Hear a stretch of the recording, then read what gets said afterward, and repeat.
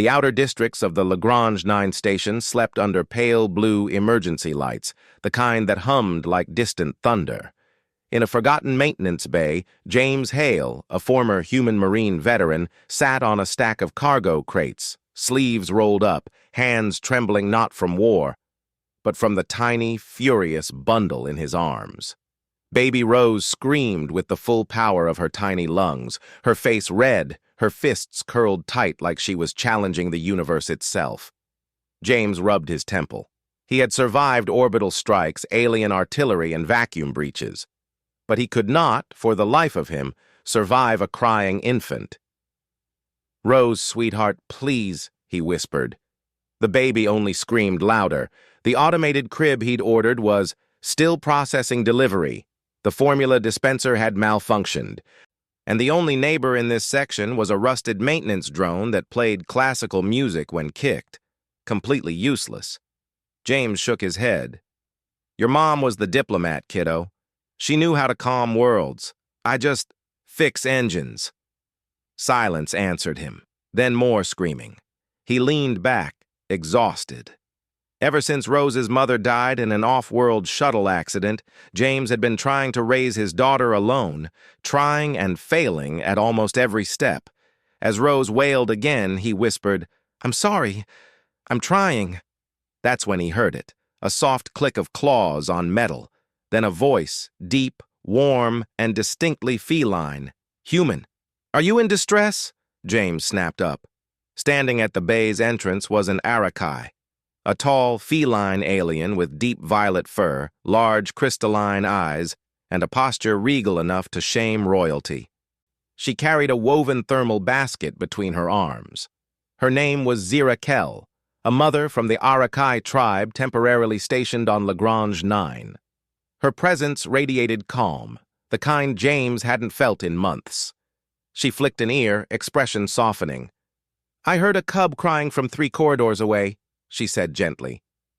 "This is my daughter," James said awkwardly.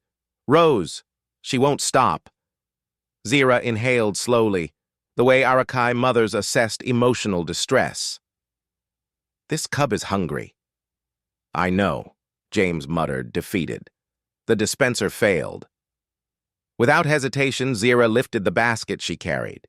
Inside were 4 bottles of warm milk, wrapped in soft thermal cloth, their caps shaped for hybrid species. "I brought this," she said. "Arakai milk is nutrient-rich, safe for human infants. I thought you might need help." James stared, stunned. "You came all the way here because you heard a baby cry?" Her whiskers twitched. "Among the Arakai, no child cries alone." She stepped forward. "May I?" James didn't know her well. He'd spoken to her only once in the marketplace, exchanging nods and a brief hello. But right now? He felt the weight of exhaustion melt. He nodded. Zira knelt gracefully, her tail curling around her legs. With a practiced ease, she lifted baby Rose, holding her against her warm chest. Rose blinked her tear-filled eyes and hiccuped. Zira hummed, not a tune James recognized, but something ancient, soothing, primal. Even James felt his heartbeat slow. She offered the bottle, and Rose latched instantly, drinking like she hadn't seen food in a century. James exhaled shakily. "Thank you. Seriously, I've been trying everything." Zira looked at him with those deep crystal eyes. "You are a soldier, yes?" "Veteran," he corrected. "Retired. Mostly."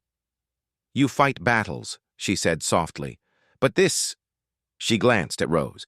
"This is not a battle. This is a bond." James ran a tired hand through his hair.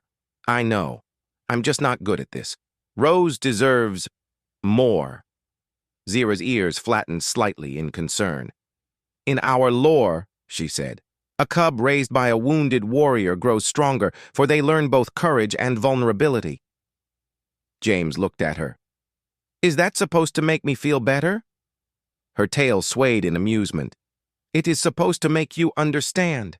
You are not failing. You are learning." Silence settled, warm and comforting. Then Rose finished her bottle and burped, a shock wave that echoed through the bay. Zira purred in satisfaction. A healthy cub.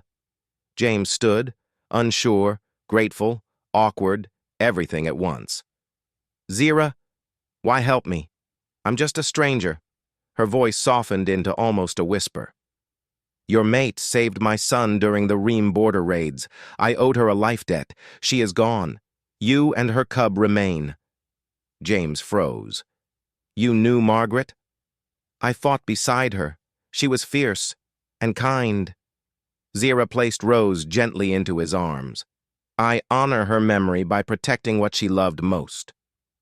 The words hit him like a pulse round. His throat tightened. Something in him, something long buried under grief, loosened. Thank you, he managed. Zira bowed slightly. It is the Arakai way. But she hesitated. Her ears twitched again. If you wish, I can visit daily, teach you the ways of soothing, feeding, and raising a cub. Human infants are fragile, but not impossible. James blinked in disbelief. You do that? She offered a small smile, fangs barely visible. Every warrior deserves a pack. Rose cooed, reaching out toward Zira's fur with tiny hands. And for the first time in weeks, James laughed. A real, unbroken laugh. Welcome to the pack, then, Zira purred warmly. Under the dim station lights, the war veteran, the alien mother, and the tiny human cub stood together. A strange, unexpected family born not of blood, but of kindness. HFY wasn't always about victory, James realized. Sometimes it was simply about humanity, the kind that built bonds across species, healed wounds, and turned loneliness into strength. And as Rose drifted into peaceful sleep, nestled against his chest, James whispered, "We're gonna be okay." For the first time, he believed it.